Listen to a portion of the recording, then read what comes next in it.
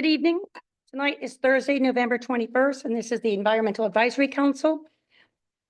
Call to order. Let's do our roll call. Jenna Cravanis. Here. Cindy Mahalo. Here. Joseph Pinto. Here. Dave Deluge. Here. Sheila O'Sullivan-Feeney, present. Everyone is here and accounted for. We're going to have a moment of silence and going into Thanksgiving. Let's be grateful for all the things we have.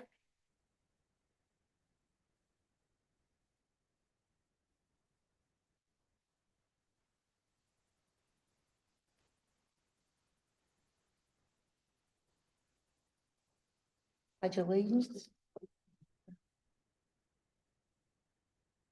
Pledge allegiance to the flag of the United States of America and to the republic for which it stands, one nation, under God, indivisible, with liberty and justice for all.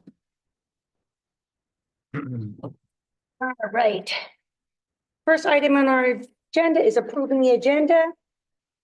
A motion was made by Sheila O'Sullivan-Feeney, seconded by Joe Pinto to approve the agenda. All in favor, say aye. Aye. Motion stands. All right, item number 5, public comments for agenda items only. Does anyone from the public like to make comments regarding agenda items?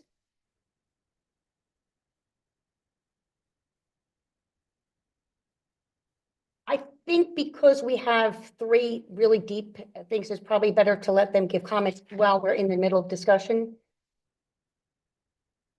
Yeah, I think Yeah, because it's fine. You're as the chair, you can make that call. Yeah. I'm assuming you're talking about the land development Yeah. pieces. Yeah, I think it's yeah, I think appropriate for because we that. have 3 particular ones. All right, great. Okay, item number 6, minutes. Joseph Pinto made a motion to approve the minutes from our October 17th meeting, seconded by, Second. oh, Dave got it, Jumped in there. seconded by Dave. All in favor, say aye. Aye. Okay, we're gonna get the bingo winners tonight for who gets it first. Okay, no presentations because we have a lively discussion on item number 8, which is our land development review. First up on the agenda is update discussion and possible action regarding the conditional use application for the Village of Four Seasons. Tim, can you bring up the plans for item 8.1, please? All right. While he's doing that, Steve, I have 2 questions about this. And that is, is this going to be a preliminary and final tonight? Will we see this again?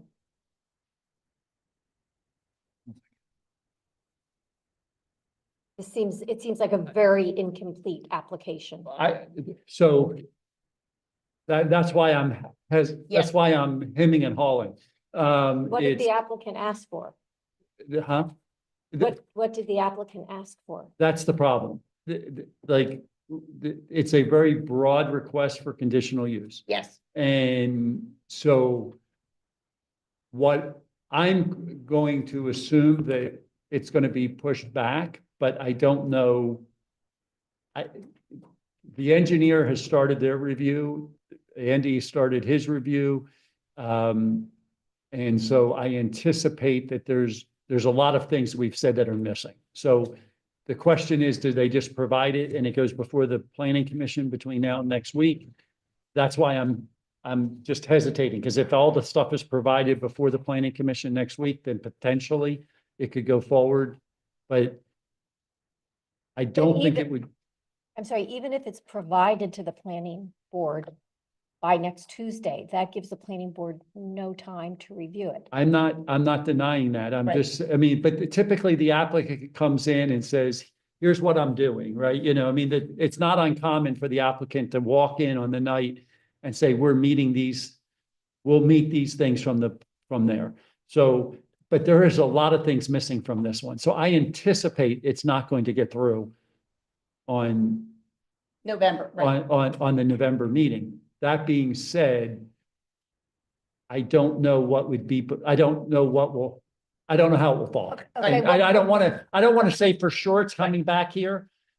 But I think you should make your comments based on what you have. Yes. And it may come back, but I don't know for sure. Yes, we are. Yeah. We will, but that wasn't exactly my question. My exact question was, is the township being asked to do a preliminary and final review? Is the township under an obligation? Is there some time clock or requirement? Well, we do have a requirement. The clock has started. Well, the Yes. clock will start next Thursday. Officially. So the clock will start next Thursday and we have, I believe it's 90 days to go through the process. Okay, So, the planning commission does not have to make a decision next Tuesday. no, Okay. Yeah.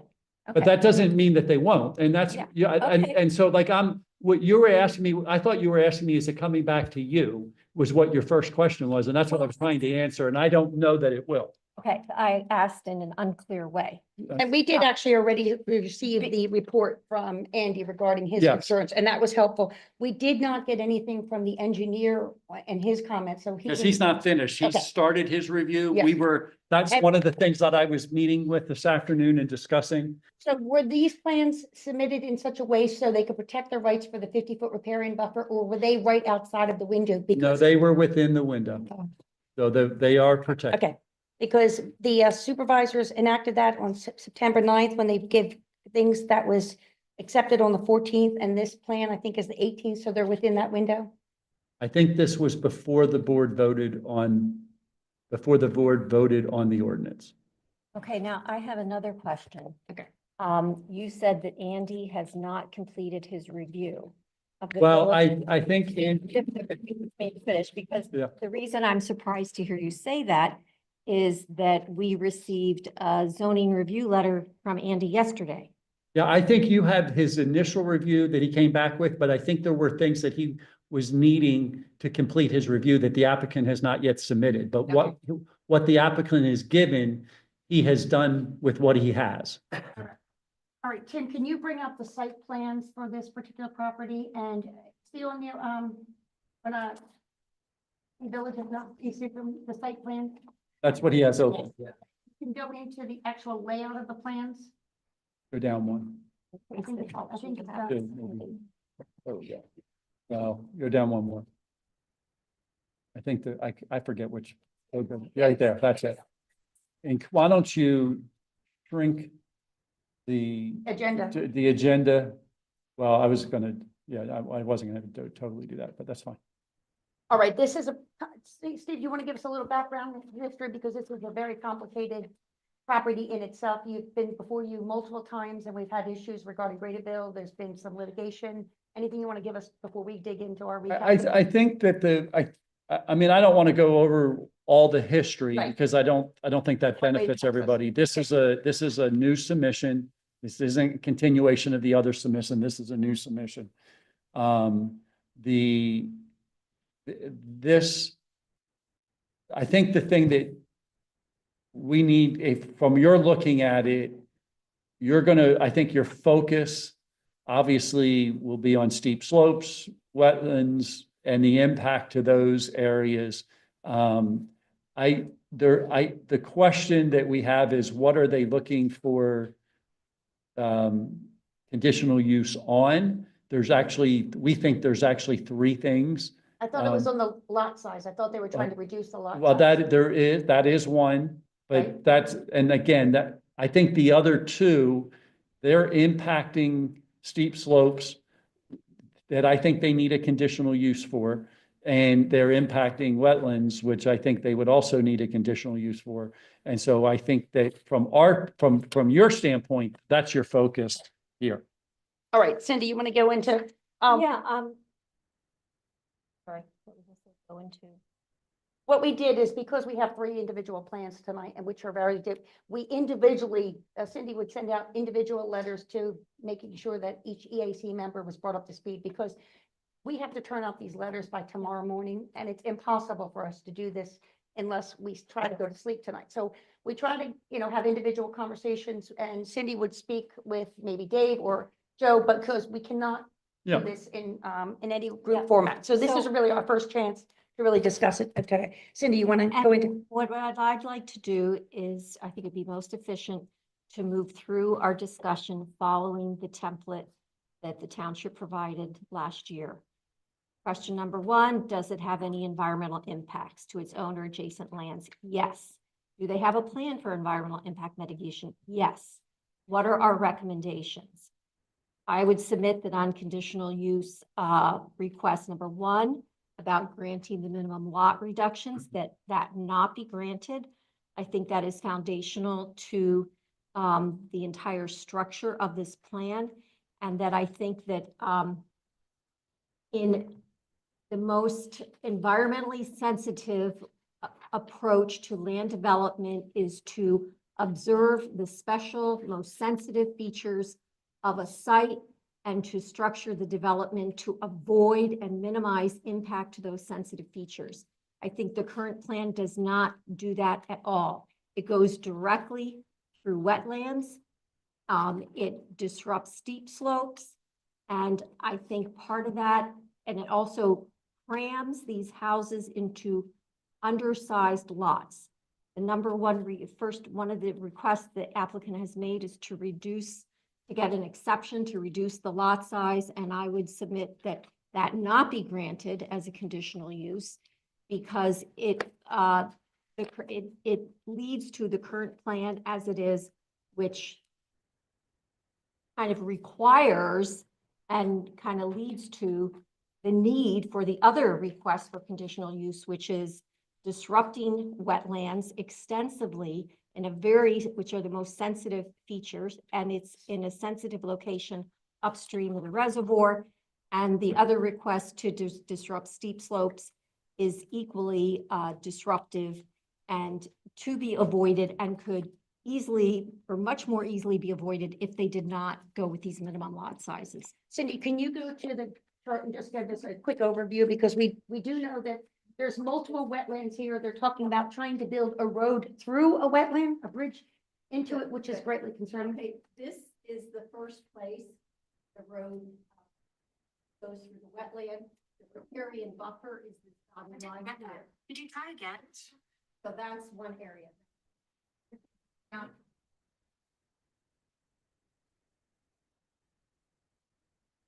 I'm sorry, this is Greenfield Road at the top, and this would be the new road coming in.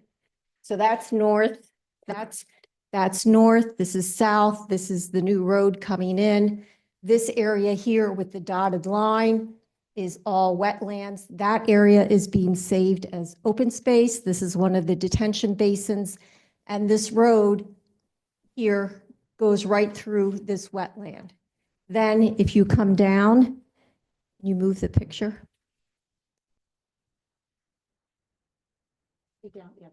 Okay, then you can also see here these little grass symbols indicate that this is also wetlands. And this driveway is going through the wetlands, and the wetlands and steep slopes, man-made steep slopes, take up the majority of this person's property. This is what I mean by these undersized lots. What kind of lot is this person going to have? Their property is going to be steep slopes, wetlands, and a retention basin. What kind of land is that for someone to have? This property here, number 3, if you move it down a little bit, you can see this is also wetlands. It's like 75% of this person's property is steep slopes, wetlands, steep slopes, and their house is here, and the driveway runs all this way to get to the house. One thing we did note that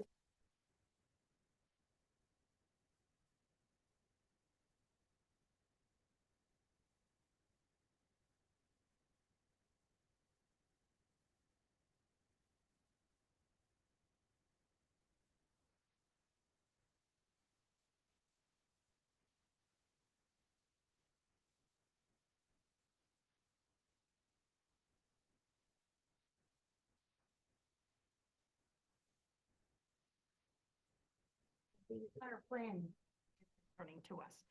Cindy, let's go through our next. Yep, and regarding stormwater mitigation, I wouldn't do this exactly the way it has. Let's continue discussing wetlands. Chapter 143 of the Stormwater Management, 143-16B, says the applicant must maintain as much as possible the natural hydrological regime. I would submit that the current plan fails to substantially maintain the natural hydrologic regime, as I've just demonstrated, by going through the wetlands. Thus, it fails to comply with this portion of the code. This is especially concerning given the location of this property 1,100 feet uphill from the Springton Reservoir, which is the source of drinking water for 200,000 Delaware County residents. I would further note on sheet 2, number 6, that the wetlands delineation dates to 2016. That exceeds the time span permitted by the township engineer, and that the Board of Supervisors has recently decided and affirmed that they will not accept wetlands delineations that are more than 5 years old. This exceeds that time frame.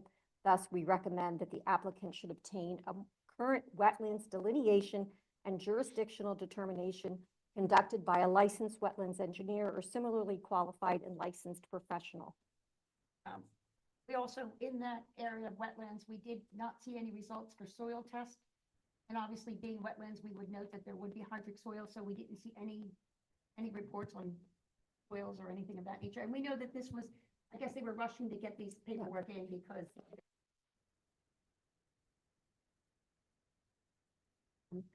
further, we would point out that just down the road from this area, which has wetlands on it, there were endangered species documented and verified of the bog turtle, which slowed down construction of the bridge there. It's extremely important to protect the township from liability issues, that it do everything it can to make sure that any endangered species that are on the property be identified through a determination made at the expense of the applicant. And if there are endangered species determined to exist on the property, appropriate measures would have to be made. We also recommend that infiltration testing be conducted before the approval of the final site plans to ensure in advance that the stormwater mitigation plan is feasible and that the design includes site-appropriate stormwater management practices. This we would cite under item 2, where it talks about stormwater mitigation. Also, we note on sheet 2, number 5, the topography map dates back to 1986. That is too old. We request that the applicant obtain and work from a more recent topography map, given the sensitive nature and scope of the steep and very steep slopes on this site.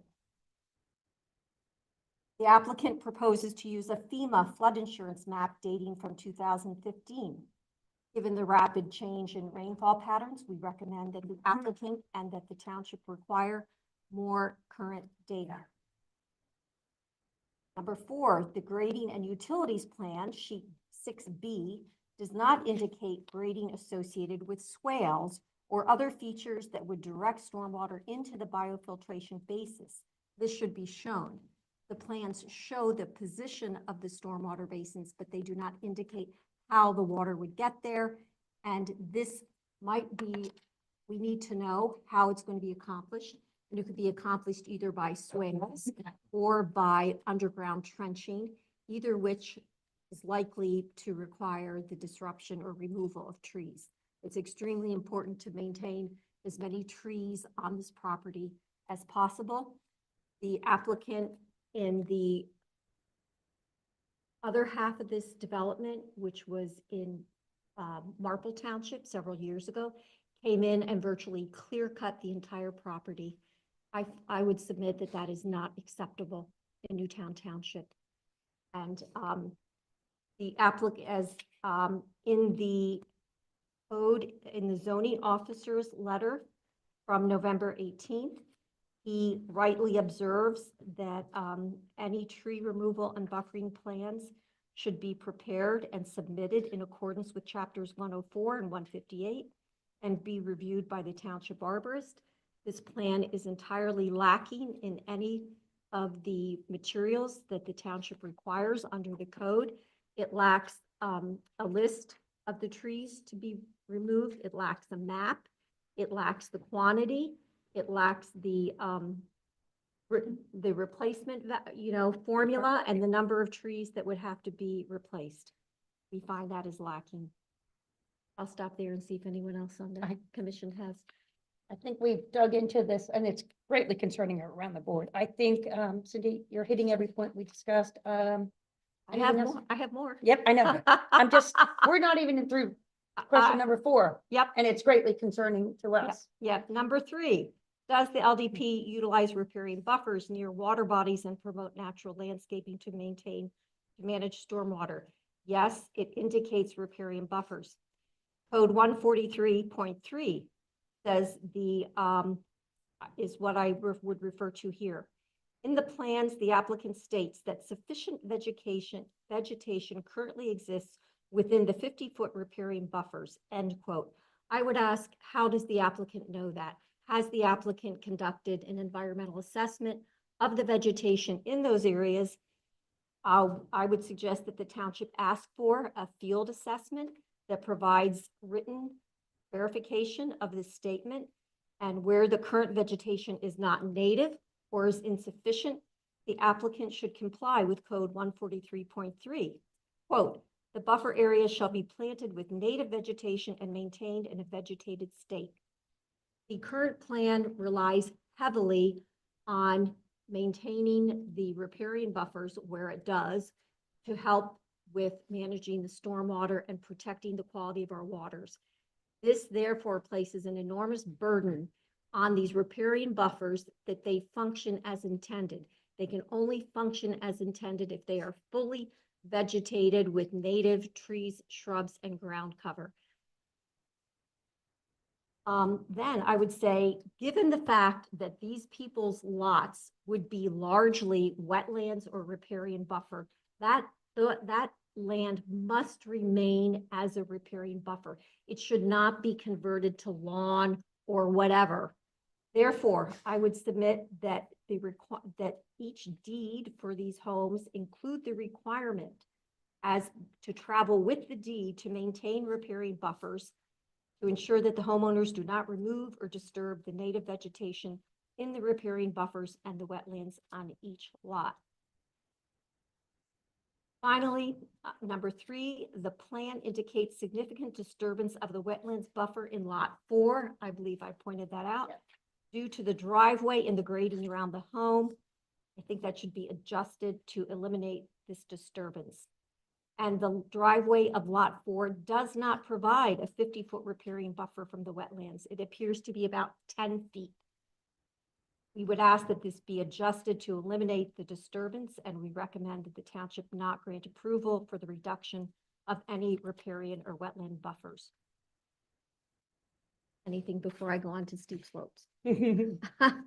Okay, steep slopes. At this point, I would be building Noah's Ark. Okay. Is more than 15% of the area being disturbed? Yes. According to my calculations, which I had to do because the applicant included some statistics, but never included the total percentage.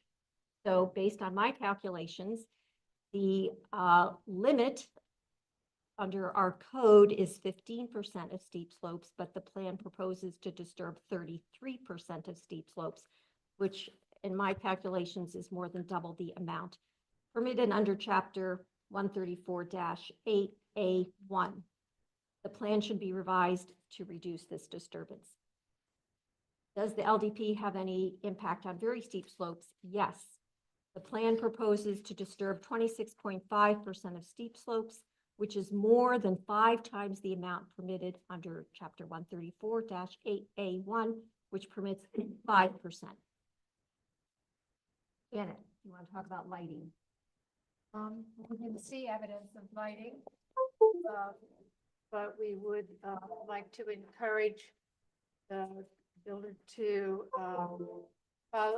look at the proclamation that we passed about lighting, especially the impact on birds.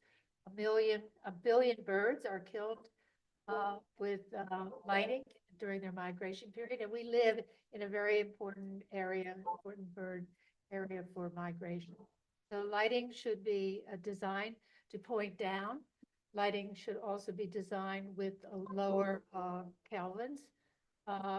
And lighting should be able to be turned off when in late hours. Okay, thank you.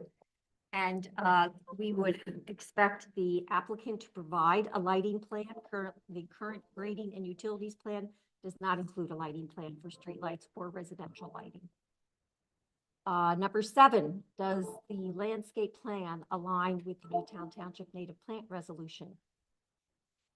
No. Which was a proclamation, no, Well, a it doesn't- resolution. There is no landscape plan. We certainly want to encourage the use of native plants. We, as a township, have committed to having 80% native. We encourage our residents, and I would assume that there will be businesses as well, private businesses, to refer to the resolution and that they have it at a minimum 20% that's in our resolution.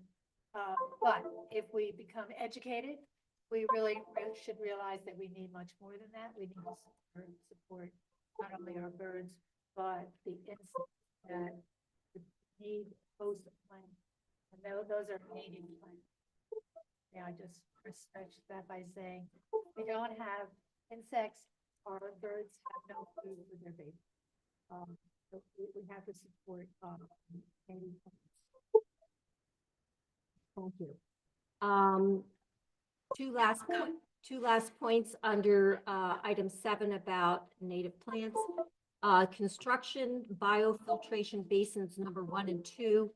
H specifies from the plans to stabilize the basin bottom with wet meadow seeding mix and mulch as required.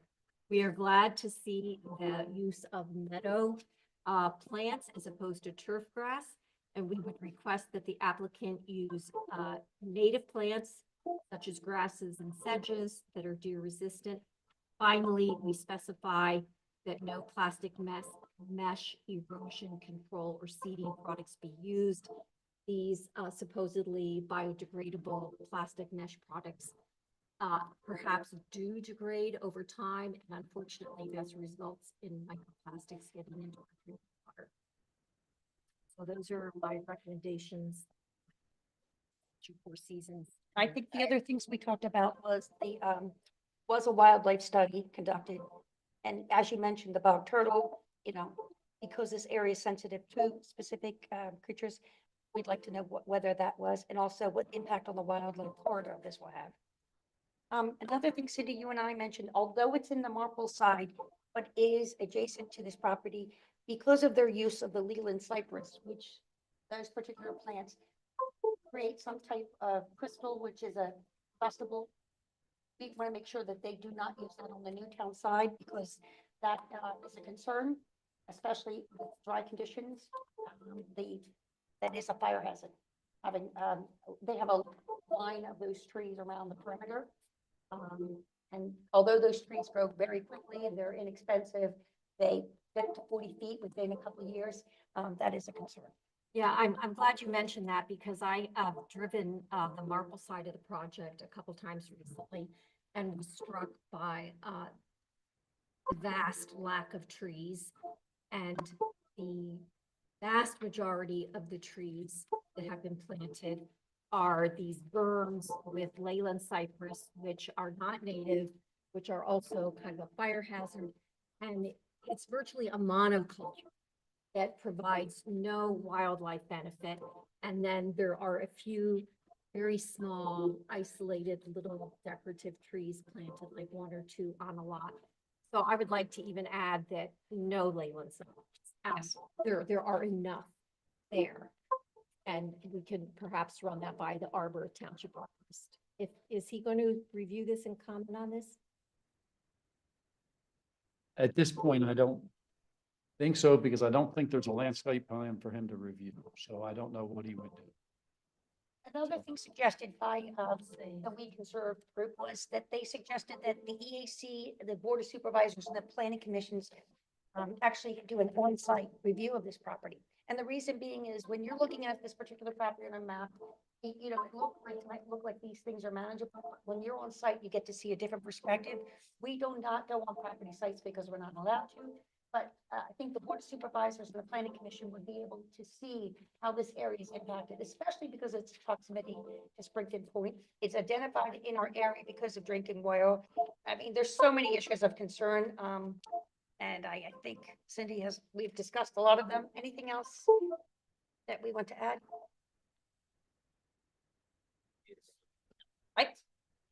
Yes. Very comprehensive. I think the concern for the quality of life, concern for our public health, the impact of the green infrastructure, we've talked about a lot of concerns.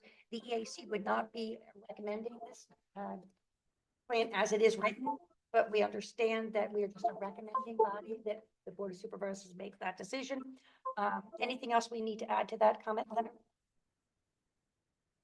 All right. Does she want? Any I other think, comments? now Yeah. would be a time if you're going to take If we public comment. Have any public comments on this particular property? Please state your name and address for the record and turn on the little green button. Yes, thank you. Francie Strathman, and I'm at Tyka Farm on Gradyville Road, so we butt up to a lot of this land. And I'm just gonna repeat, but it's my concerns are those that you've already talked about, the steep slopes and the reduced lot sizes, the riparian buffers, and as Cindy was mentioning, I would wonder if that went along with deeds, maintaining them, who's gonna keep track of, who's gonna keep track of owners not putting lawns where they should. Obviously the wildlife, it concerns us. We're butt up to this. So already everybody all the wildlife that used to live on Marple side is now all over with us. And the deer, population is out of control in this area, of Gradyville Road. Obviously the proximity to the water, Hunter's Run comes in there, and the flooding that's happening, not this week, not this month, but has been happening from just the Toll Brothers into and across Gradyville Road, comes down our driveway, it's out of control. Francie, I'm sorry to interrupt you. These are very good points. Could you, what's his name, Tim? Identify where. Could you lower that diagram and then, behind you, well, raise it, I guess, whatever, let's So show us Gradyville more at the Road's top. If Gradyville Road's up here. Right, show us and where you live. The curve, so David so here's his plot line for this particular development. Right, But he owns all of this. right. So this line, if you come up the Gradyville Road hill, Toll Brothers is all on your right. I don't think it's not. No, I want you to, Oh, what do you want me to do? talk into Oh, you want me to talk into this? Yeah. So- I'm So the sorry. people at home can hear. Oh, geez, all right, people at home. So he owns all to the west of this line of this thing. And it goes all the way to where, if any, past Toll Brothers is on your right, it's all that land on the left. And so we have concerns because this is a prelude to the next. I mean, he's got all this. So And again, show us where your home is and show us So- where Hunter's Run is. So Hunter's Run, if this is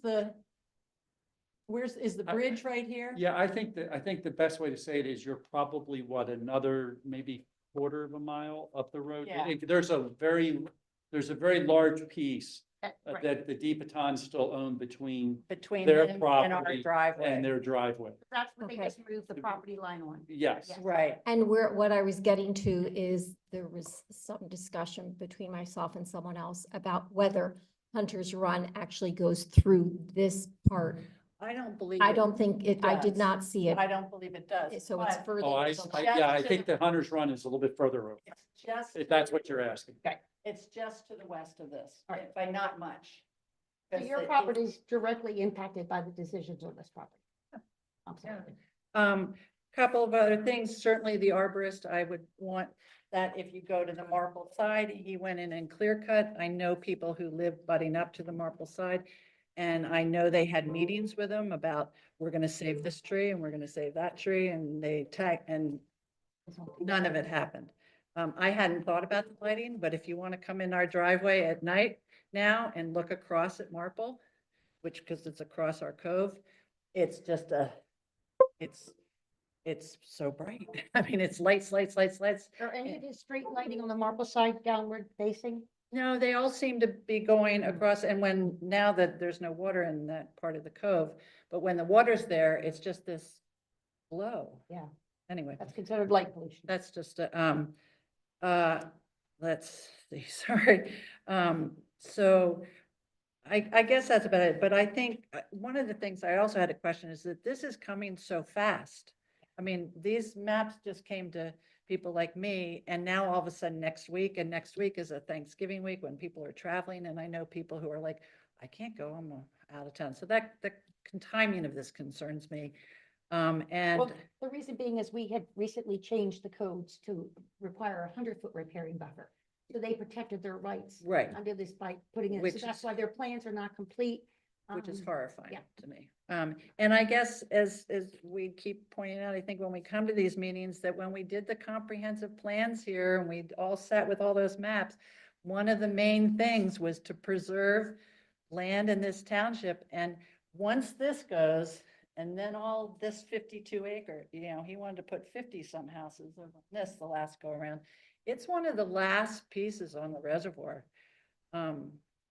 It's sad. I mean, my family's been here since the 1920s on the reservoir. Our house is from 1700s. It's like, it's sad. And anyway, that's Great. it. Thank you for your concerns. Anyone else? I was regarding this gonna- particular- Yes. Can I just say, Francie, and to anyone else who would like to make a comment at any of the future meetings, but is unable to be there in person, I spoke with the township secretary, and she advised me that the best way to submit comment if you're unable to attend in person is to write out your statement, give it to a friend or neighbor, and have your friend or neighbor come to the meeting in your place and read it into the formal meeting minutes on your behalf. You can also send an email to the township staff, and they will relay that to the body, whether it's the board or planning commission. But that is not as preferred, and that will just be a private correspondence that will not be entered into the public record. And this particular property will be going through the planning commission next Thursday. Tuesday. Oh, Tuesday, sorry. Tuesday. Tuesday, because of Thanksgiving. So press the green button. Yes, please. No, if it's green, just. Okay. My name's Christopher Roeder. My wife Yvonne is sitting over there. We are 3731 Gradyville Road. Actually, we're two addresses, also 3733. So I'm not sure where, it doesn't really show the other driveways. So I'm not sure where this Cherry Blossom Lane comes in at in relation to our driveways. I know it's right across the street, but I don't know if it's direct in line with our driveways or what. I mean, it's just, there's not enough information on this plan to know. I agree. Oh, it is shown on, Right, but it doesn't show the actual driveway. It just shows the lot. So, we talked about more complete plans. I mean, that's one big thing that's not showing, that needs to be shown. excuse me, Tim, if you go to sheet 4, you can see that Cherry Blossom Lane, and you can see the lot. Well, you can see it's marked 3733. Okay, if you look at the top there, you see those two little dotted lines coming out the top. Yep, right there. Yeah, I think he's referring to where's his driveway. That's Right. what he's not Yeah, seeing. that's the most detailed. I see. So does Cherry Blossom Lane come right into my driveway or does it come into tree line? I don't know. It's really unclear. But in general, they're asking for 3 conditional uses and we oppose all of them. I mean, there's too many steep slopes violations. There's too many wetland violations. I mean, it's just, this ground was made to feed the reservoir and through Hunter's Run. Hunter's Run is one of the biggest tributaries to the reservoir. You start disturbing all this area and you're gonna not only interfere with the whole ecolife, but it's gonna ruin what's already a problem with our drought. It's going to make it worse. And so I oppose that. And that's probably the biggest thing, along with all the other things that you brought up. I mean, Sydney, you hit the nail on the head. You went through every point, and that list couldn't get any better. You know, spotted turtles, whatever other animals are being affected by this. I mean, it's all very important to our environment. So, Great, thank you for your good comments. Also, the township engineer will be reviewing these plans, and that letter will be hopefully out by next Tuesday for the meeting. So you'll be able to see that on the agenda, his Oh, review good. letter, which is very helpful because the engineer has done a great job with recent properties, really digging deep, and Eric's been phenomenal. So so Sydney's comments will be there. no, our letter will hopefully be attached to this planning commission, but Eric Johnson, who is the township engineer, his comment letter will be Okay, there if he has it done and completed in time. okay. But everything that's attached to this plan will be on their agenda. Should be. Yes. If you know where to go on the township website to Right. see the agendas, the township is very good about getting links to the relevant documents. So once you find an agenda for a meeting, hopefully everything will be there. Can you tell me Will your your name? comments be there as well? What we'll do is write the letter up, get it into the township, hopefully by noon And that'll be in tomorrow. your letter? And okay. yeah, Great. okay. And your name again? I'm sorry. Christopher Roner, How do you spell your last name? Rohner. And my R-O- wife is Yvonne, Yvonne. Thank you. I think you guys are doing a great job. Thanks for doing what you're doing. We're just a recommending body, so it's really important that you give your comments to the planning commission and the board of supervisors who make all the ultimate decisions on this. So, yes. Yes. No, Francine? No, I'm joking. Question, this might be more, I know last time around when he was doing this, there was a lot of what the shutdown came with was the placement of that road and the dangerous spot that is because of the curve and the hill and the traffic and stuff. Is that being addressed at all? I know that's not a planning, but that was the huge issue the last Yeah, time. but we if were you all here. recall, last time he was just putting in the road. There was no other Right. plan with it. Right. This is now a plan, so it's being looked at. I mean, I'm not saying it's not being looked at from safety point. It will be. Right. But my point being that the reason why it got shut down before was the fact that there was nothing else with it. And we Right. don't have to allow a road Right. that doesn't have any other impact. We're actually now in a spot that he's showing 12 lots with houses. Right. We now have it's a little different. Now, that doesn't mean we wouldn't suggest moving the road. Right. And, you Will know, that come up? When does that come up? The that will safety of the probably come road? up in the planning commission's discussions related to multiple issues related to this conditional Is use. it But that for spot? Francie, I had the same question because I was very aware of the process before. I attended many of the meetings. And I recall there was extensive discussion about traffic and safety and the visibility in the road.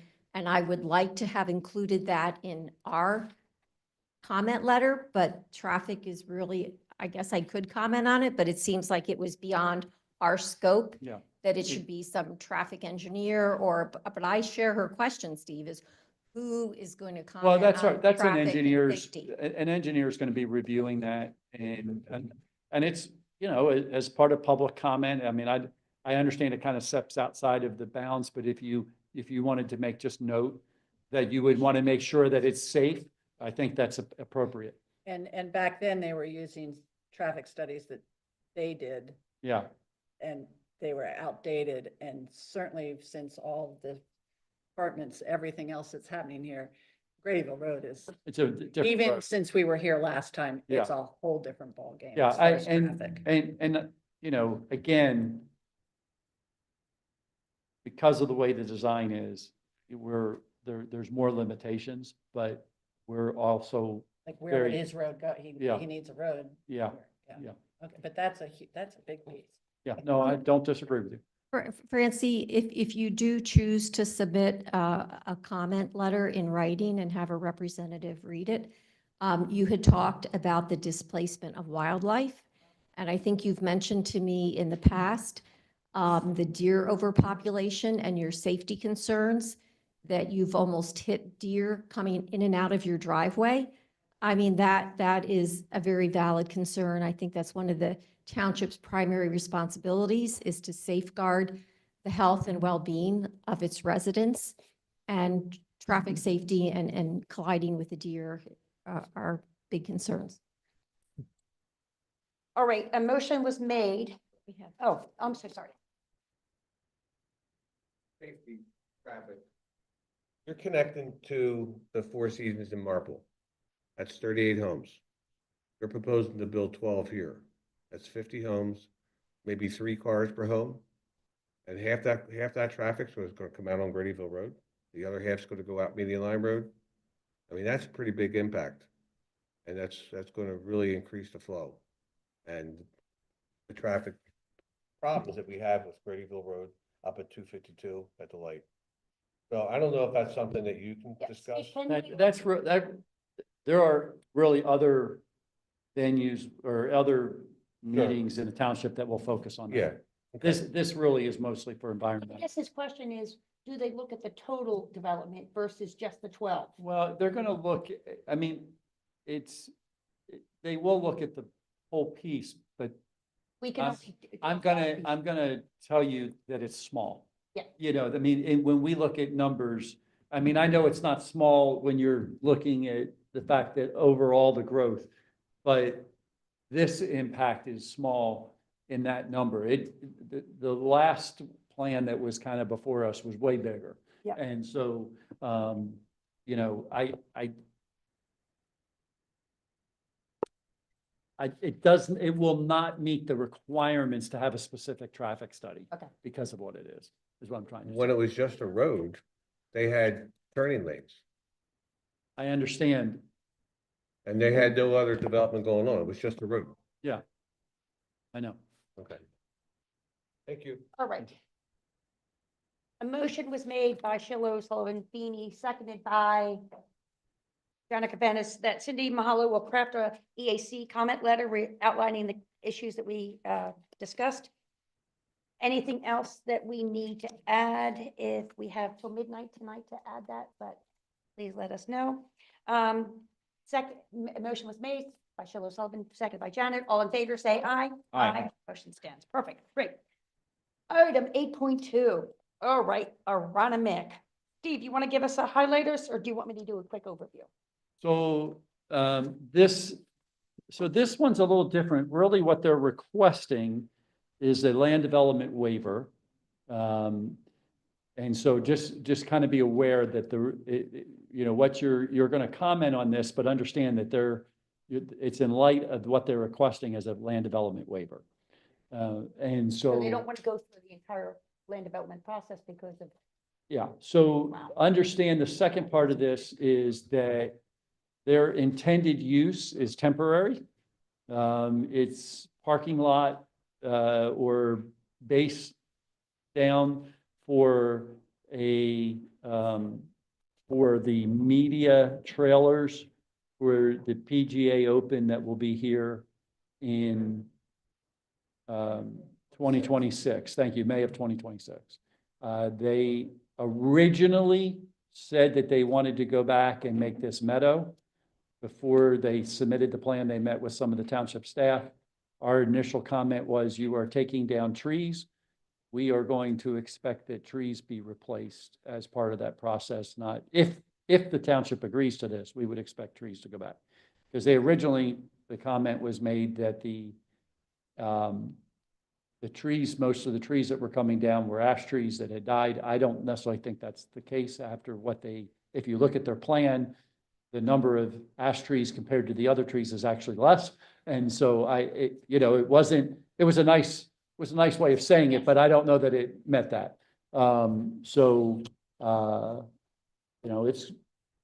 You're reviewing it from a standpoint, you are looking at environmentally, but I think the key on this one, part of the key is I think you want to be saying that the environmental impact is large for what they're wanting to do. And you feel like it needs to go through land development to be properly vetted through the process. And nothing else, you would want it to at least go through it should be at least required to go through the full township third-party reviews to make sure it meets all of our ordinances and codes. Just because it is very significant. But that's, I don't want to tell you what you should say, but that's the things that I would look at. No, that's very helpful, Steve, because when you said they're requesting land development waiver, That changes everything. well, that led me to ask, so what does that mean? And you're saying that it means they are asking to not go through a complete land development review process.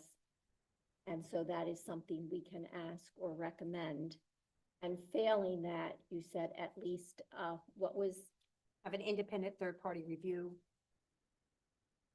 was that the second option, having, Well, I think that yeah, my comment was that you want to, I mean, I think you, I'm asking about process here, and you understand it much. right, better. yeah. I think what I want to make sure you understand is what they're asking is to waive to go through the full spot where you all would make comment. They would go before the planning commission for full comment, would then go before the board for approval. They're wanting, we are putting it before the planning commission. We put it before you because it is so significant. This is a 10 acres of impact. So right now, the way they're positioning this request, it doesn't have to go to the Board of Supervisors? It still will have to go, but the Board of Supervisors is the only one that can waive land development.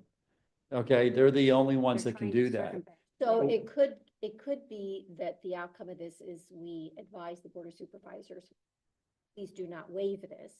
And if the Board of Supervisors chooses to not waive it, Then it would come back through the full process. Right. It would have to go all the way through. It'd have to have all the different, it would go to the county, it would go all the way through the whole So- process. Okay, and If- that's gonna be my if- next question is what is the entire land development review process? You said planning commission, county, board of supervisors, would it be DCCD?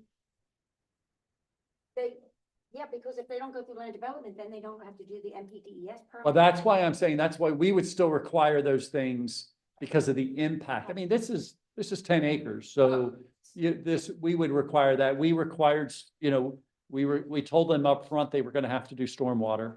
We actually believe the stormwater would improve what's going on there. I mean, that we do think is a positive of this. I think there's a lot of negatives with it. I'm just, when I say this, I'm not saying I'm supporting this by Right. any means. I'm just saying that what we told them, they were originally wanting to come in, put the stormwater in for the moment and then take it back out afterwards. We, as township staff said, we wouldn't support that at all. If you're gonna put stormwater in to this project, we would want it to stay and we would want it to be maintained ongoing because we think it would help for the properties that are downstream from the. But I this thought the loca- plan said that they would remove 2 of the basins and only keep basin number 200. So they would remove 3, there's 3 basins that are proposed. I have to look at that. I guess, let's give a quick overview. Okay, this is a particular property at Aronimink. They're proposing, and they did this through sampling. They estimate basically on the 9.5 acres that they estimate that they'll probably removing roughly 400 trees. That number, which we believe, and from indication of sources that we received, that's a low number. We did look at trees, and we could get a better calculation of what the canopy really holds. Even at the estimation of 400 trees, the impact is, the proposal for us is incongruent with our comprehensive plan, and because our protection of the natural resources is so important. So I can't see environmentally us, advocating for them to go through the waiver process. And the reason being is we do understand that this is very important. This is the 2026 PGA Championships, which will be held May 21st to the 24th. We understand that this is an important business in our community. Aronimink is actually one of our green business leaders, and they are very sustainable in some of their practices. So I was a little surprised and dumbfounded actually when I saw this particular proposal. We look through this, and I guess one thing, Cindy, when we dig into this, we did get Andy's notes on this as well.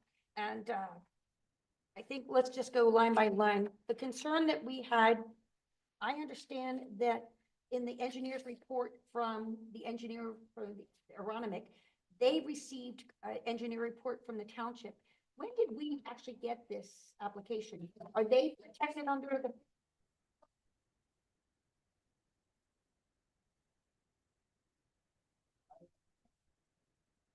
I'm not sure exactly when we received this. We received an initial piece. Um, I'm not exactly sure when. I know our original conversation with them was back in August. Um, If your conversation with them began in August, does that mean that this predates the expansion of the riparian buffer from? Not necessarily. It's when did they submit the application? And I'm not 100% sure on that. I think it was October 17th. Well, but I don't, like, what I don't know, is this the first submission or was this the second submission? And that I'll have to find out. Question is, we just wanted to clarify, at what point are we looking at a 50-foot riparian buffer or 100? Well, I think from your standpoint, and when in doubt, I would still go for the 100. And Right. then if we determine that it was submitted in time to avoid that, then we will take that in light of where we are. Okay, we actually reached out, and because we're in other EAC groups, the greatest concern really to this entire plan is the degradation of our water quality and the possible flooding of Darby Creek. We do understand that this particular is it's a 3-day event, but the impact to our community is much more than 3 days. So we're going to go through, decade. We also want to understand what alternative locations did they look at here? Previously, when they've had events, they have best from Delaware County Community College. Right now, we can list Episcopal Academy, Delaware County Community College, Villanova, the Campus Boulevard. Yeah, understand what they're looking at here. It's- I want to understand, this is not for parking for the event. It says it's a broadcast center. and It's the broadcast center. So in the past of, just so I can put it into context for you, and I'm not saying I think this is a good idea. So when I'm just telling you what their need is. Right, And we want to work together. to Right. find a solution for everyone. so their need is the fact, so when we've had the BMW and we've had the women's PGA, and when we've even had, I think we had the AT&T or whatever, Yeah. Tiger Woods, that was before my time. Those events probably ran about 20, maybe as much as 25,000 folks. They anticipate that it will probably be somewhere between 40 and 50,000 for this event.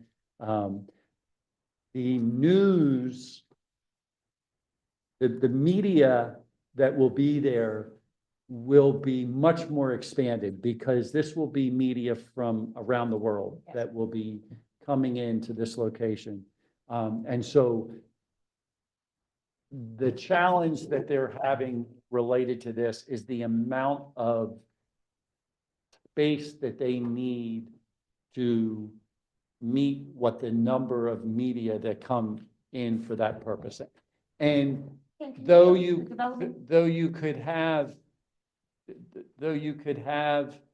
the, talking to Delaware County Community College, talking to the EAC, or not the Well, EAC, but remote talking to parking environmental for the advisory, events. or not, I'm sorry, I'm having a moment. Episcopal Academy, some of those other places for things, those conversations are going on for parking. This is not about parking, somebody just needing to get there and do this. This is having broadcast. Media trailers, yeah. So, There. so it's like a lay down area for media trailers, vans. Right, and they're gonna be things like that. broadcasting from that Right. location, so they're not Be gonna a be able. distance away. I Yes. understand. Okay. All right. So Well, that was one of my key questions is what proximity do those media trailers need? Understanding is they need to be relatively close in regards to, there's gonna be cables and things that they're running that they can't have running down the road and those kind of things. we did look at another alternative location. I mean, we just want to see what else have they done? What other Yeah. sites have it? We did notice that they purchased 567 North Newtown Street Road, which was a property on North Street Road that they tore down. That lot is available. We also know that they have the lot that's on 252, and we also know that they have the meadow area. Mhm. Although we would be disheartened to see a pollinator meadow be destroyed, that could be restored in 3 to 5 years, whereas this woodland forest, which is 100+ years, would take decades to, and it would not ever, even if you replace every tree, would not be able to perform the function of it, what it does right now with stormwater management. So Steve, do you know, did they consider at all Any of those- having part of the media communication center in the meadow, the field that is along St. David's Yeah. Road? What, that would be we small. have, yeah, I know where it is. There's two units. Yeah. Yeah, let me say that right now, every space has been discussed for a use. And that space, is, I believe, on the docket for potentially a drop-off location. So we're working through some of those things, what that means. I mean, it'll be clear. I mean, I want to be clear that there's going to be heavy impact to areas that are meadow that we have today. There's going to be heavy impact to what we're used to. I will say, in particular, they did the area, if you turn on to St. David's and you go to that first area that's theirs, that was kind of meadow, they were able to get that back pretty quickly. They did a nice job of returning that pretty quickly after the last event. Yeah. I mean, that's being used as a bus drop-off spot. Last time they did the front lawn on their place as a bus drop-off. They're doing that location as a bus drop-off this time, most likely. The front lawn will actually be their merchandise tent, and their merchandise tent is, I think it's like a football field and a half. I mean, Right. it's huge. It's a very big tent. So,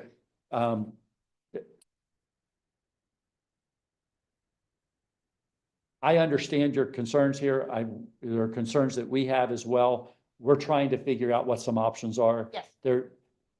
I don't see a lot. What we think is, okay, so instead of the 9, is there another spot you could put a portion and then maybe Yeah, only, 3 or 4? I mean, Yeah. not that we want to destroy the woodlands anyway. right. Remember, this area is identified as our core habitat. I mean, what's interesting, both properties tonight are the 2 areas that are critical in our comprehensive plan. And that's what's concerning to us, Sure. because this does not just impact our community. This impacts Darby Creek and Skunk Hollow. I mean, so many things. And Radnor EAC, because we are on different EAC community groups, we share information.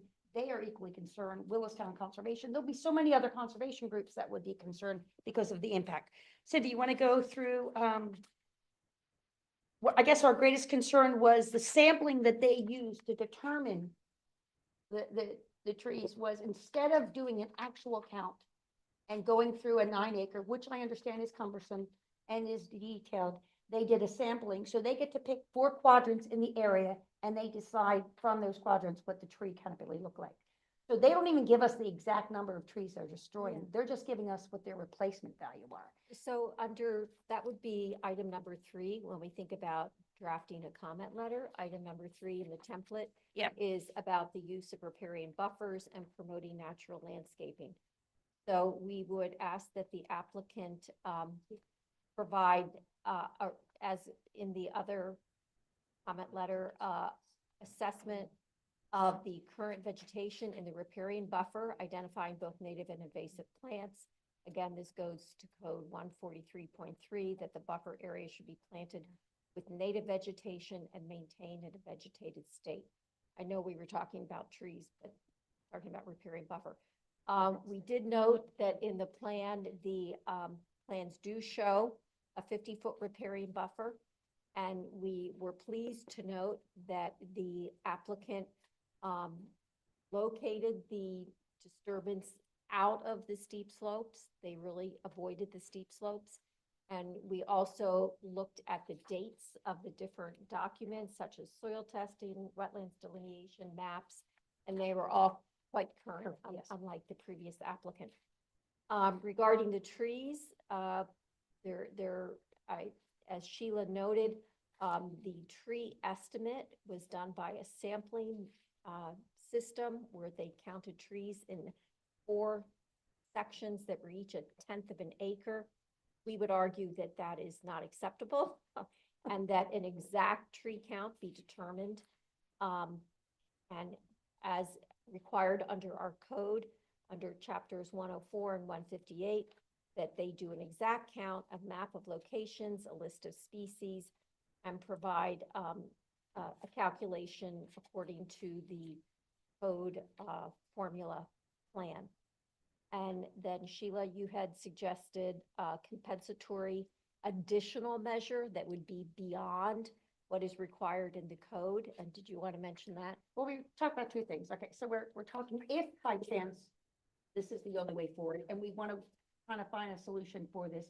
We're saying not only will they replace, and you're going to do the street replacement value for the trees, so the 400 is not the acceptable number, whatever that is.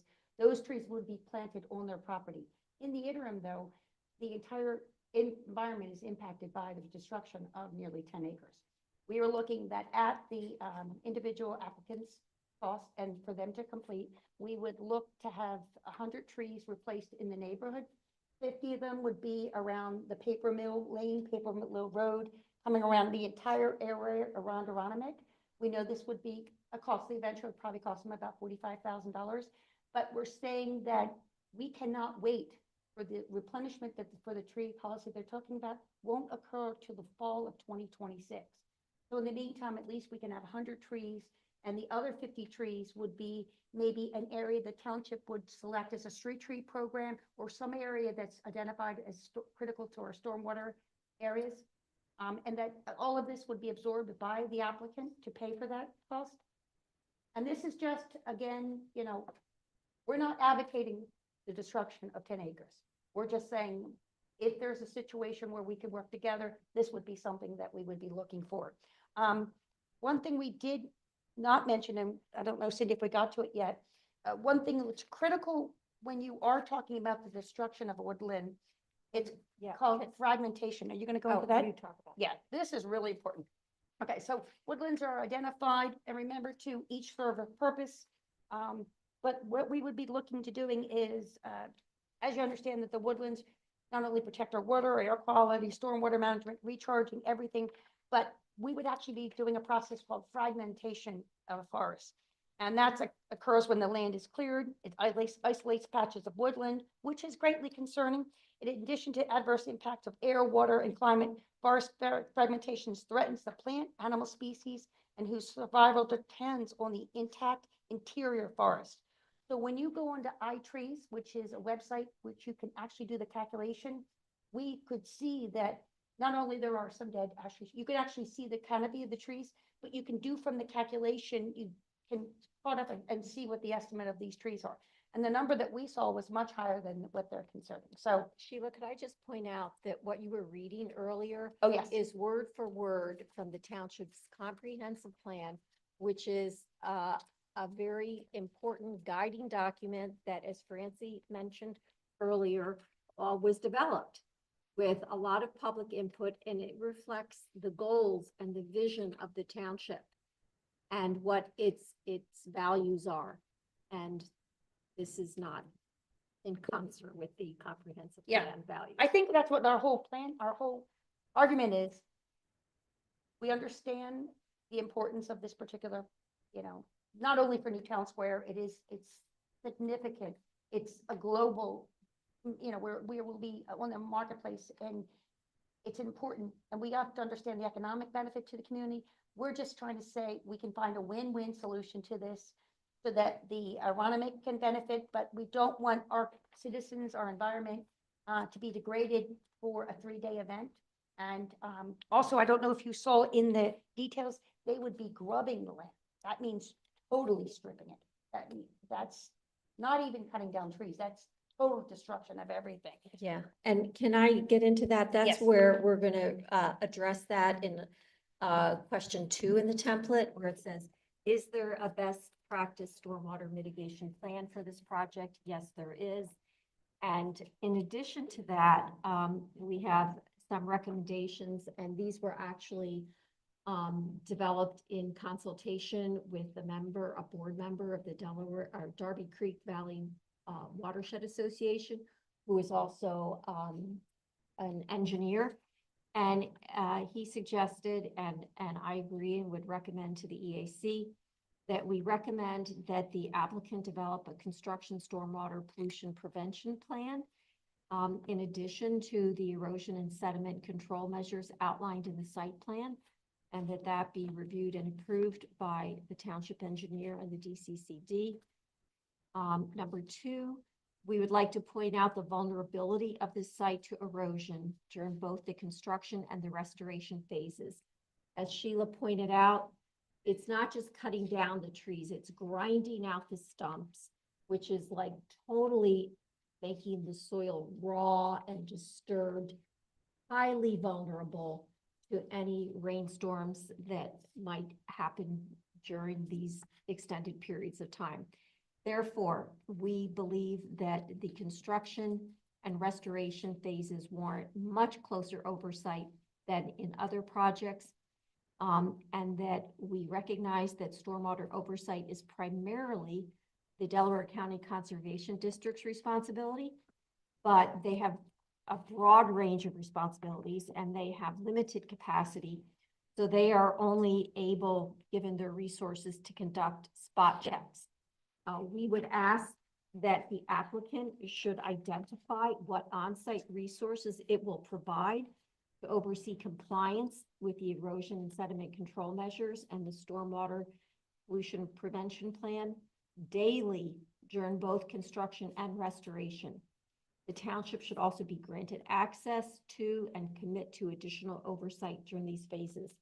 And here I would cite the precedent that happened with the stormwater detention basin on, is it Winding Way at that point? That's right across. It's in Ellis Preserve, right across from Wawa. What is that road there? Is that Winding Way? Winding Way, yes. Winding Way. Yeah. As you recall, there was a massive rainstorm and that detention basin filled with muddy water. There was significant erosion and sediment that washed down into Greer Park. It polluted the pond. It went down Fox's Run. And we had an on-site meeting with the township engineer, the site, the developer's engineer, the developer, and it was decided that due to the vulnerability and the active nature of that construction site, that the inspections that were going on were insufficient, and the township decided to have an engineer on site every day during parts of that construction. And we would recommend that similar practice happen here due Right. to what's We going on also there. wanted to look at having an environmental engineer be involved in the overseeing of this process.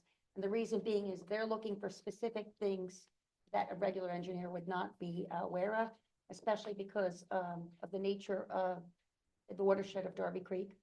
So that would be something that we'd like to have asked in our consideration. And a final request, which builds on that, is rather time specific.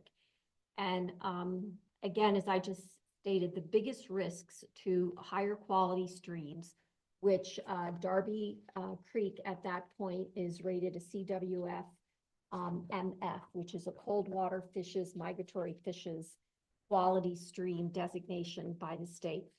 The greatest risk are severe high volume rain events at the site with erosion and sediment controls that are either poorly executed or insufficient to hold up to a deluge.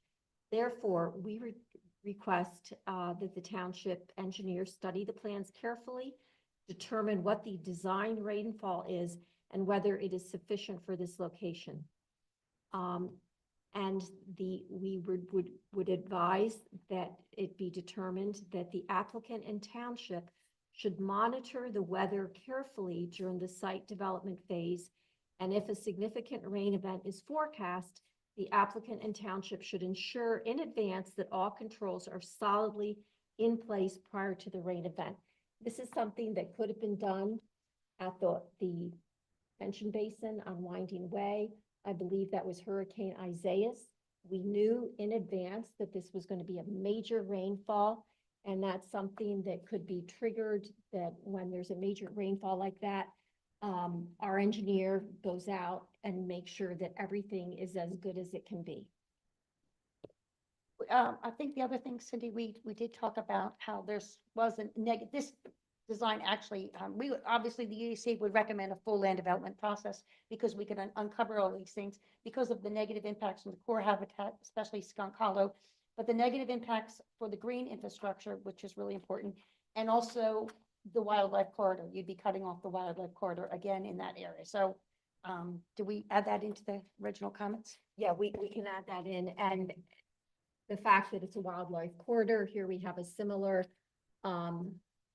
cascading impact on your removing habitat for deer. So you will displace the deer that live there, and that will contribute to the deer overpopulation issue. And again, that goes back into what we talked earlier about the core habitat. Again, skunk hollow is part of that. So not only are the Darby Creek, and remember, if you've ever been down on Paper Mill and Janet lives there, when they have a flood situation, they are greatly impacted. I mean, the water comes over to their street. So Cindy knows that.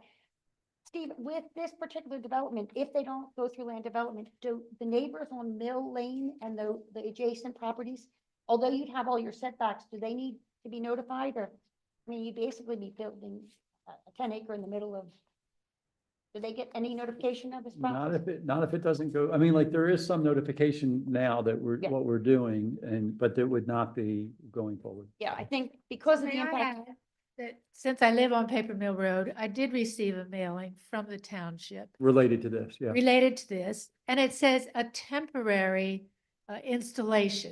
It doesn't say anything about taking out all the trees on that property, just a temporary. So I could read that and say, okay, we can put up with this. It's a temporary thing, but it's going to impact the forest that we have.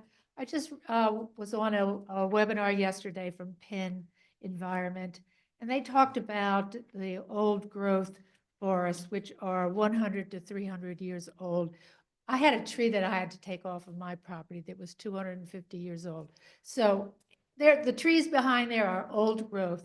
And they say once you lose those old growth, it's virtually impossible to get it back again.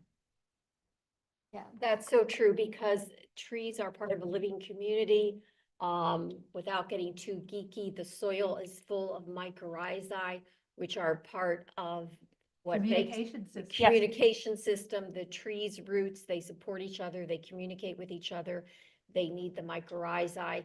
And when you go in there and you cut the trees down and you grub it out, you kill all that. You destabilize kill all entire the area. insects. You destroy the ecosystem. And you can come back and you can plant some trees, but you will never get Right. that back. So I think obviously, DEC we're not recommending them not go through the full land development process. I think we recognize that the land development process will give us an opportunity to make the issues known and find solutions to those problems. So that way, because this is an event which will be helpful to the community, but also this particular destruction of forests will not be helpful. So we've got to find a balance for the economic as well as the environment. And I think that's what the land development process will do. It'll allow us a good chance to bat out everything, have a great discussion, and find better alternatives. But to not go through this process, as someone referred to, they thought it would be reckless. And I think that's a severe word, but I believe that this plan is incongruent with our plan and our process to protect this community and our environmental resources. So, Yes, and I would say the community would probably be angry yes, if they watched all of those trees go down and were unaware that that was going to happen. So to not have a full vetting of Yes. it I think it would be irresponsible on our parts. All right, so a motion was made by Joe Pinto that Cindy Mahalo will craft a letter with all of our concerns outlining this particular application, seconded by Second. Dave. All right, Dave Galush. All in favor, say aye. Aye. Right, thank you, Cindy. That's a really strong effort. And I will tell you, I don't think people realize we're volunteers. This is a lot of work we need to dig into to really understand these plans. And I'm not an engineer, but we always have to go out we get experts to kind of guide us through the process. And so, we take this really seriously, and we know, Steve, you do, the township does. we were out there, putting in street trees. I mean, so we appreciate everything the township does to respect our environment, and I think that's why we need to do that process. Mhm. All right, item number 8.3. Dear Lord. I just would make note for you that it's actually 6:30. Oh, my God. Okay, So this is the just- problem. Okay, Yeah. let's get through, This one will be fast. this one is fast. Okay, updated discussion of possible action on conditional use regarding, a recreational courts at 4605 West Chester Pike. Tim, can you draw up the things? Joe, anyone give, Dave, you want to give a brief overview of this? Or, no? go ahead and Okay, open it. Wait, I, okay. Cindy, can you give an overview? I'm going to give you one. no. So Steve, question on this also. This struck me as a very shallow conceptual plan, Yeah. lacking in a lot of details. Again, this is a conditional use, and the conditional uses don't come in, this isn't land development, so this is conditional use. And under this section, the question is this, we have a requirement in our code that basically says if you want to do outdoor recreation space in this location, you have to come in for conditional use. And so this is what I want you to think about on this, and it's a fine line between land development and conditional use in some of this, but in this particular piece, what you're looking at, you're gonna get a second round of this one because you'll actually do the land development as well if this gets approved as what it is. But think about the fact that they're outside courts. And on the concept of outside courts, what are the most important things? And I know some of the things that you guys are wanting to speak to.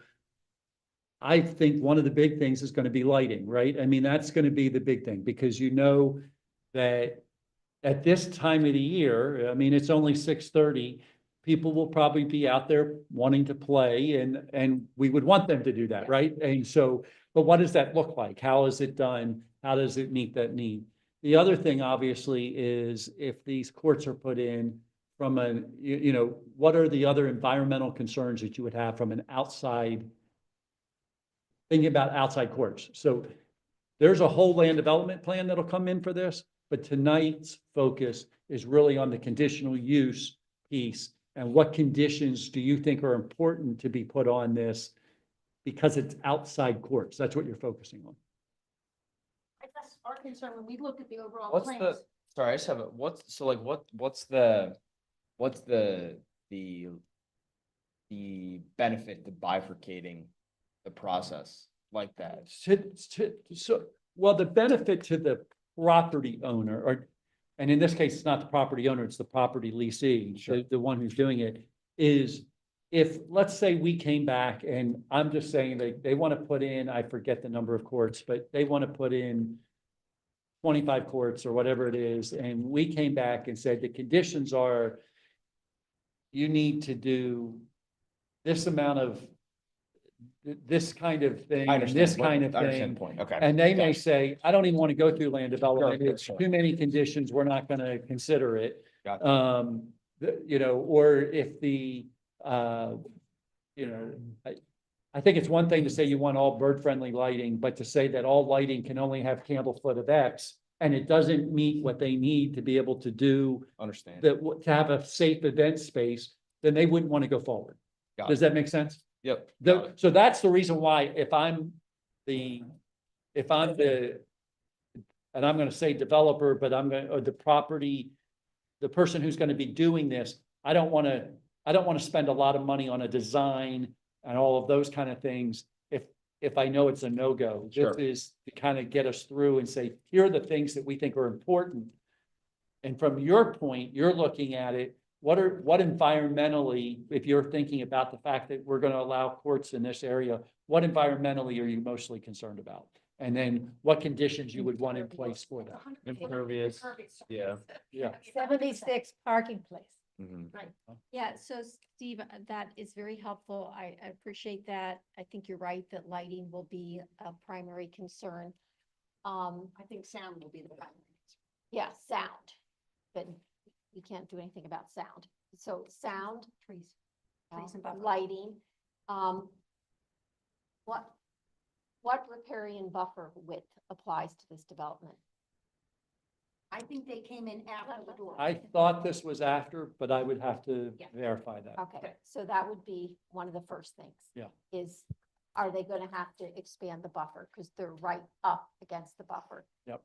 Second thing is Janet mentioned that's like entirely impervious surface. Mhm. What are the code requirements or allowances to make a property that is like 95% impervious surface? So remember that this is, one of the challenges is that our commercial code allows for an incredible amount of impervious. It and I don't know if this meets it or not. I haven't looked at it that closely. I know the engineer is reviewing all of that.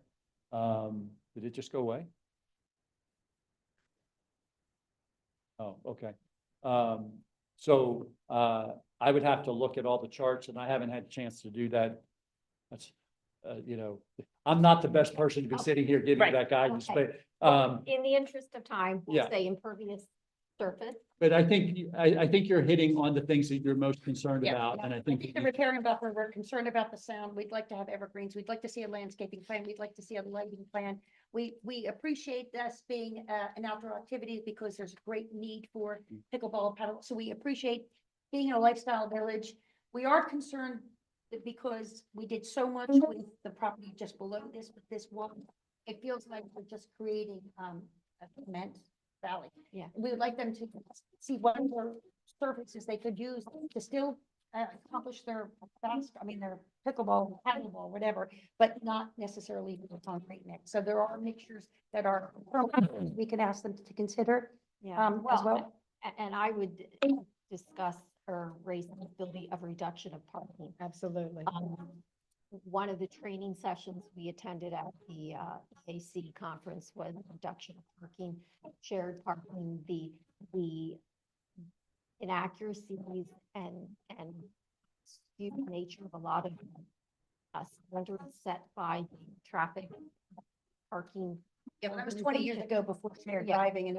And are there any other properties here that have parking where people could use? For example, around the corner, there's going to be more parking by the Veterans Memorial. There's going to be more parking by the new parking building. And here I'm going to harp on something I've mentioned before. This goes to the piecemeal nature of this development. If this had come in one grand scheme, the developer could have thoughtfully these facilities so that parking could do double, triple duty. I can imagine there will be people over here wanting to play pickleball, looking for parking spaces, and 100 yards away, 200 yards away, there will be lots of empty parking spaces at the Veterans Building. That's because this thing was, the township did not hold on to coming in with a full vetted plan. Well, so developer sent their application in at their time, not something the township can control. Yeah, You well- don't understand the big picture. I think we also were concerned, we understood that there was going to be some type of, or some walkway. We don't see this in any type of design. And what does the community get for this? This is wonderful, it's a recreational, but this is a private business who they will benefit. So, the impact to the community, we'd like to know, what is this overall plans and how do residents of Newtown Square benefit from, our allowing this to be done? We also, the irony is the applicant, that you were very sustainable businesses, we want to do everything. We didn't see anything sustainable in this particular practice. So we would like to know what their practices are, because we really would like this to be stand out application. We just definitely see a great need for this in the community. This has been something talked about, so. I think it's great to Yeah, have we just- pickleball courts. It's just when I look at it, I see a huge parking lot smashed up against a building, smashed up against Yeah. courts. I'm thinking of pickleball courts that I've been to that have been lovely. They have shade areas, sitting areas, they have greenery around them. When people, they're gonna wanna sit there and be with their friends, have water fountain. This doesn't have any of that. I think this could be much better. I think it's Did they just protect their rights and throw this together with lighting and that? For conditional use with a minimum of effort, right? So Well, I think there's Where two does that- sides.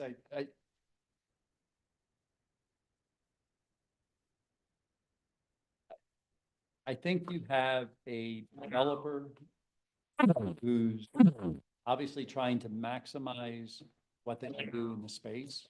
And you have a business owner who's trying to keep their costs at a level that they can afford to make some money. And so you take and you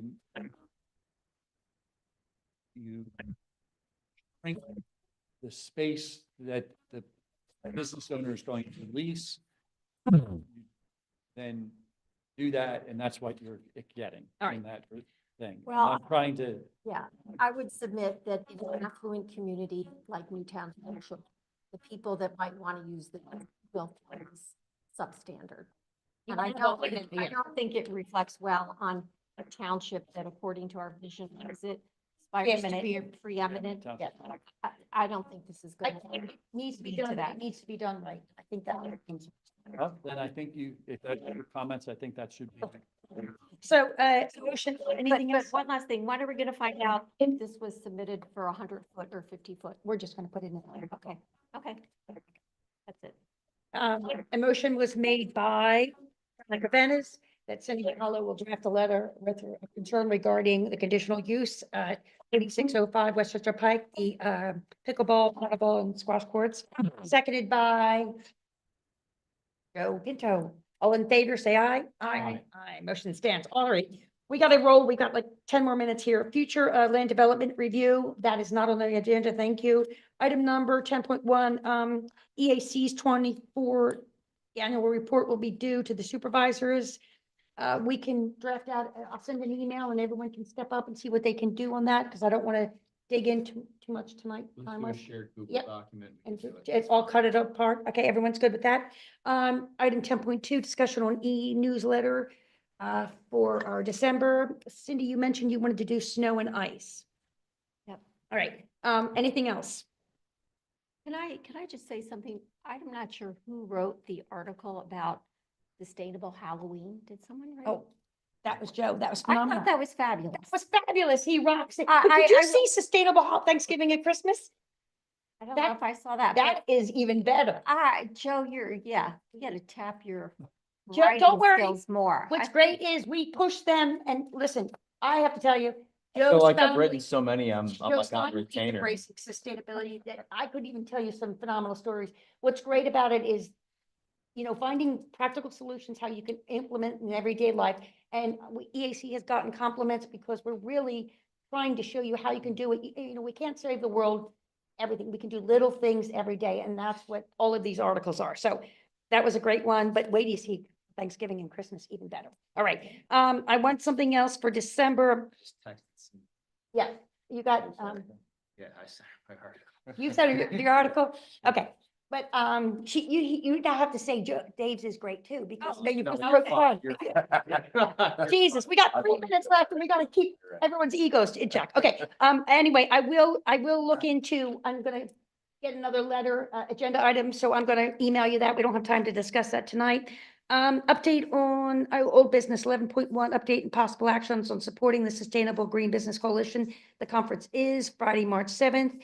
We're still making plans on that. Steve, you have that in your calendar and the supervisors as well. I am meeting with Dunwoody and we're going to go through mapping out. Dave is on board with that, correct, Dave? And we're going to make that even better. Discussion, item number 11.2, EA Community Outreach Tea for their fall trick or treat event, which was held on October 19th.